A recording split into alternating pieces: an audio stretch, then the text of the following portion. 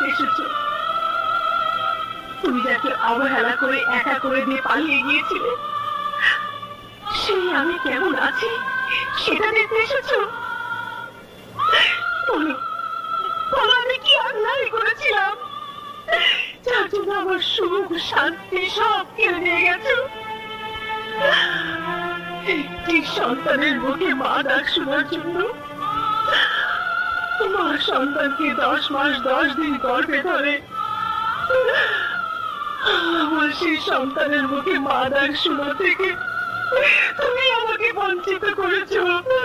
তুমি আমাকে বঞ্চিত করেছো। তুমি জয়ন্তীকে অবলম্বন করে আমি নতুন করে বাঁচতে চেয়েছিলাম তোমারই জন্য, শুধু তোমারই জন্য।